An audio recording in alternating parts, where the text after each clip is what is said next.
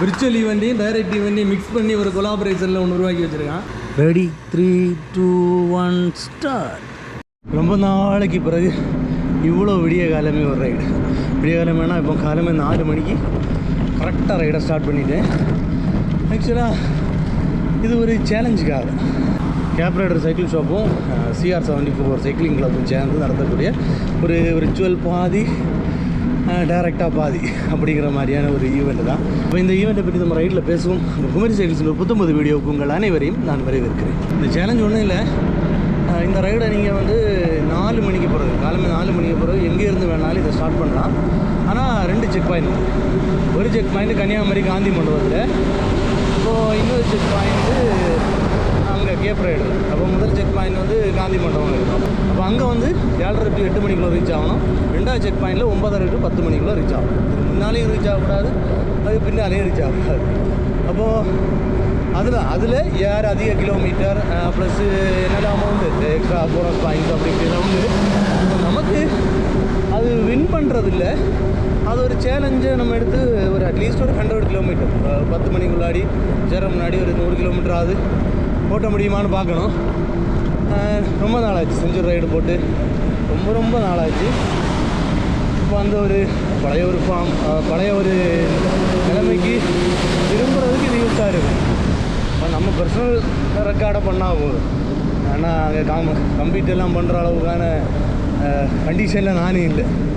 Rest எடுக்கிறது ரொம்ப அதிகம் நேரம் எடுக்காமல் அப்படி கொஞ்சம் காம்பேக்டாக பெடலிங்லேயே இருந்தோம்னா நம்ம ஒரு நல்ல ஒரு கிலோமீட்டர் ரீச் பண்ண முடியும்.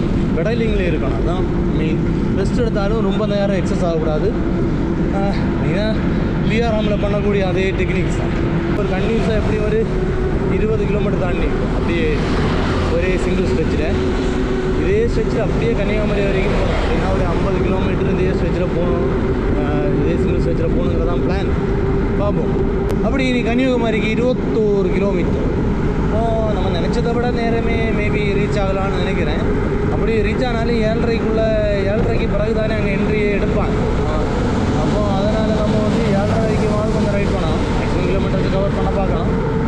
அதுக்கு அடுத்த கட்டத்தை பார்ப்போம். ஆனால் இது வரைக்கும் நான் சைக்கிளை எந்த இடத்துலையுமே ஸ்டாப் பண்ணலை.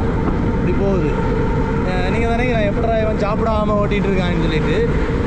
சம்பவம் ஒன்றும் இல்லை. அந்த குட்டி ஆப்பிள் ஒன்று இல்லை, அதில் ஒரு 4 ஆப்பிள் எடுத்துகிட்டு வந்தேன்.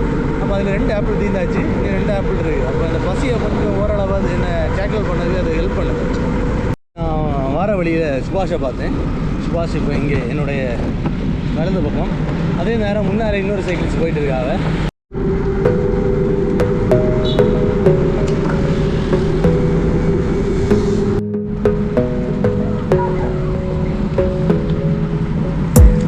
இப்படி பைபாஸ் ஏறிட்டோம். நீங்கள் காத்தாரு பைபாஸ் ஏறினா தான் ராங் டிசிஷன் நினைக்கிறேன். ஆனால் இப்போ நம்ம 45 கிலோமீட்டர் தாண்டிட்டோம். கன்னியாகுமரி 50 வந்துடும். எக்ஸ்ட்ரா கொஞ்சம் டைம் இருக்குது. பார்ப்போம். ஒரு 70வது ஃபஸ்ட் ஹாஃபில் ஒரு 70வது அடிக்க முடியுமா. இன்னைக்கு காந்தி ஜெயந்திங்கிறதுனால எங்கே பயங்கர ரஷ்ஷாக இருக்குது. இன்னும் இது வேறு காந்தி மண்டபத்தில் வேறு போய் இது செக் பண்ணிட்டுருக்கோம்னா, இன்னைக்கு காந்தி மண்டபத்தில் எப்படி வைக்க மாட்டாது. எங்கள் உள்ள எல்லாம் பயங்கர வச்சுக்கிட்டேன். இந்த நேரத்தையெல்லாம் வச்சுட்டாங்க. சரி, அப்போ நமக்கு இன்னும் நேரம் இருக்குது. கிட்டத்தட்ட 1 மணி நேரத்தில் மேலே இருப்பதால் நாம் என்ன செய்ய போகிறோன்னா, அப்படியே இங்கோட்டு ஒரு வட்டக்கோட்டை ரூட்டு வர சவுட்டிட்டு வரலாம் பிளான். அப்படி சுபாஷும் அந்த பையனும் ஸ்லோ ஆகிட்டாங்க. எனக்கு ஒரு நல்ல பேஸ் கிடச்சி, அதனால் இந்த பேஸில் எப்படி போயிடலாமே அப்படின்னு ஒரு பிளான். நல்லா இருக்கு, கிளைமேட் நல்லா இருக்கிறதுனால போயிட்டு ஒரு 6:45 ஆகும். எந்த இடத்துல இருந்தாலும் அங்கேருந்து ரிட்டர்ன் ஆகிடும். அப்படியே சுற்றி இந்த பைபாஸ் எடுத்தேன். எனக்கு தெரிஞ்சு இப்போ டெய்ல் விண்ட் அடிக்குன்னு நினைக்கிறேன். அதனால் நல்லா போகுது. ஆனால் ரிட்டர்ன் ஆகும்போது தான் என்ன ஆக போகுதுன்னு தெரியல. சரி பார்ப்போம். கிளியரன்ஸ் ஒரு 30 மினிட்ஸ் இருக்குது அங்கே. இதில் ஸ்பீடு லிமிட் வச்சுருக்கு. நம்ம எவ்வளோ ஸ்பீடு போகிறோன்னு பார்ப்போமா, இல்லை ட்ராக் பண்ணுமான்னு கூட தெரியல நம்மளை. பார்ப்போம். ஸ்பீட் கண்டிப்பா நைஸ். மழை தொடங்கியாச்சு. லைட்டாக ஒரு சாரல் மழை. அங்கே செம்ம ஃபாகு 2 மில். இப்போ அந்த மலையை மறைஞ்சு நிற்கிது அங்கே அளவு ஃபாகு. கொஞ்சம் நல்ல மழை போட்டுச்சு. நம்ம ஃபோனை பேக் பண்ணி உள்ளே வச்சாச்சு. ஆனால் இனி கிலோமீட்டர் பார்க்க முடியாது, டைமும் பார்க்க முடியாது. ஏதாச்சும் 6:45 நெருங்கிடுவேன். யாரும் பார்க்கல 6:38 இப்போ 3:45 ஆயிரும். இப்போ நம்ம இதில் டேர்ன் பண்ணிடுவோம். நம்ம காந்தி மண்டபம் பக்கம் வந்துட்டோம். நல்லா ரஷ்ஷு.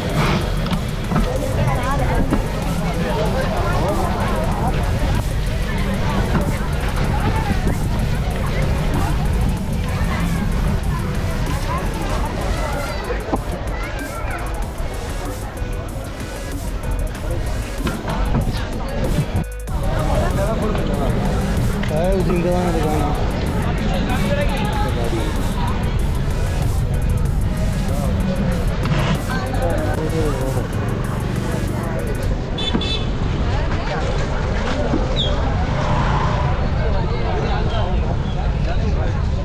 காந்தி மண்டபம் வந்துட்டோம்.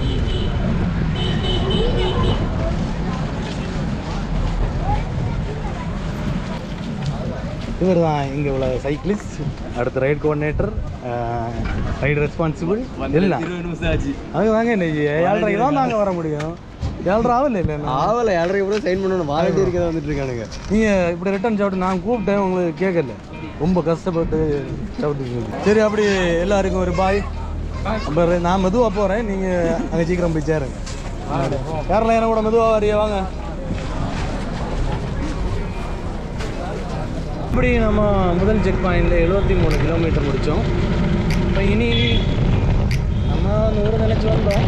சரி, இனி எவ்வளோ தூரம் பண்ண முடியும்? ஒரு 2.5 மணி நேரம், 1.5 மணி நேரம் இருக்குது கையில். இப்போ அதுக்குள்ளே எவ்வளோ முடியுமோ அவ்வளோ பெடல் பண்ணிப்போம். சரி, வானவில் இருக்குது தெரியுதா? செம்ம அப்படியே வரும். அழகாக இருக்குது. ஆனால் ஃபுல்லாக கம்ப்ளீட் ஆகலை, கொஞ்சம் தெரியுது. செம்மையாக இருக்குது. காற்று தாங்க முடியல, செம்ம காற்றா இருக்கு. எல்லா எனர்ஜியும் தான் வேஸ்ட்டாக போகுது. அப்போ மழை ஆப்பாடா, இப்போ கொஞ்சம் ஆசுவாசமாக இருக்கு. ரைடுன்னா இதெல்லாம் தான் வேணும். ஆமாம், சரியான மழை, சரியான காற்று. ஆனால் வேற மாதிரி எக்ஸ்பீரியன்ஸ். ஆஹா,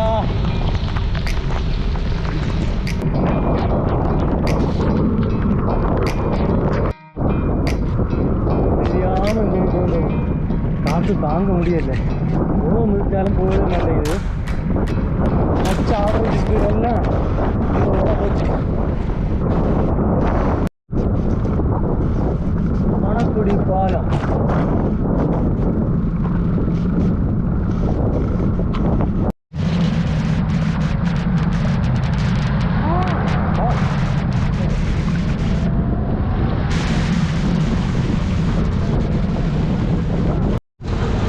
ஆமாம். அப்படி நாகர்கோவில் சிட்டிக்குள்ளே என்ட்ரு ஆகிட்டோம். ஆமாம், கிளைமேட் ஏதோ கொஞ்சம் நல்லா இருக்கனால கொஞ்சமாச்சு ஓட்ட முடியுது. மொத்தம் 110 கிலோமீட்டர் ஆச்சு. மணி 9:30 ஆச்சு. 9:34 கிட்ட ஆச்சு. இனி அரை மணி நேரம் கூட இல்லை. ஆனால் 10 கிலோமீட்டர் அடித்தா 120. ஆனால் 10 மணி தாண்டி போனால் நம்ம ரைட் பண்ண எதையுமே கணக்கில் எடுக்க மாட்டாங்க. அதனால் 10 கிலோமீட்டர் எடுப்பதை விட சும்மா அப்படி ஒரு சுற்றி எத்தனை கிலோமீட்டர் வரும்னு தெரியாது. 6 கிலோமீட்டர் வரட்டும். ஆனால் செகண்ட் ஹாஃப் பயங்கர டஃப். ஃபஸ்ட் ஹாஃப் வந்து நல்லா ஈஸியாக போன மாதிரி, செகண்ட் ஹாஃபில் இல்லை. ஓகே, ஆனால் கொஞ்சம் கிலோமீட்டரை கூட்டதுக்கு என்னெல்லாம் குரலி வித்த காட்ட வேண்டியிருக்கு. அங்கே இங்கேன்னு சுற்றி கிடங்க. ஸ்ட்ராவா மேப்பு பார்த்தா தெரியும், ஒரே ஏரியா கிடந்து கறங்கினதும் அப்படி இப்படி இருக்கும். ஆனால் இந்த கான்செப்ட் புதுசாக இருக்குது. யார் யோசிச்சு வந்து போகணும் கேட்கணும். சகாய வச்சுக்குவா இல்லை வினோத் ப்ரோவா? கொஞ்ச நேரத்தில் கேப் ரைடர் வந்துடும். ஒரு 15 நிமிஷம் இருக்குது. ஒரு 5 நிமிஷத்தில் அங்கே போயிட்டு வந்தீங்கன்னா நல்லா கொஞ்சம் கூட ஓட்டலாம். 10 நிமிஷம் ஆச்சுங்கன்னா அப்படியே நிறுத்துறது தான் மெத்தட். அங்கே டேனி போகிறான். டேனி தான் ஹையஸ்ட் கிலோமீட்டர். ஆனால் அவன் டீசல் ரேசர். அப்போ 51 நம்ம என்ன பண்ணுவோம்? கொஞ்சம் கீழே போயிட்டு வரலாமா? ஒரு 10-9 நிமிஷத்துக்கிட்ட இருக்குதா ஸோ கேப்ரேடர் நம்ம தாண்டி அப்படி நம்ம கேப்ரேடர் வந்துட்டோம். இனி இதுக்கு மேலேலாம் ரவுண்ட் அடிக்க முடியாது. இன்னும் என்ன ஒரு 5 நிமிஷம் இருக்கும். அப்படி நாம் இங்கே வந்துட்டோம். அதே நேரம் 2 வேறு லெவல் ரைடர்ஸ் வந்துட்டாங்க. டேனி எவ்வளவு? 146 கிலோமீட்டர். எப்பா ப்ரோ உங்களுக்கு 144. நமக்கு 120 கொண்டு வரலான்னு ட்ரை பண்ணேன், ஆனால் முடியலை. எவ்வளோன்னா 117. ஓகே, ஆமாம் இருந்த கண்டிஷனுக்கு இது ரொம்ப ஓகே. இனி எல்லோரும் வர வேண்டியது எல்லாம் 10 மணி மணி வந்துடும். அவ்வளோ யாரும் இங்கே ஆனல கரெக்ட் டைமிங்கில். ஏன்னா கூட வந்தாலும் பின்னால் போயிட்டான் வெட்டுதோ.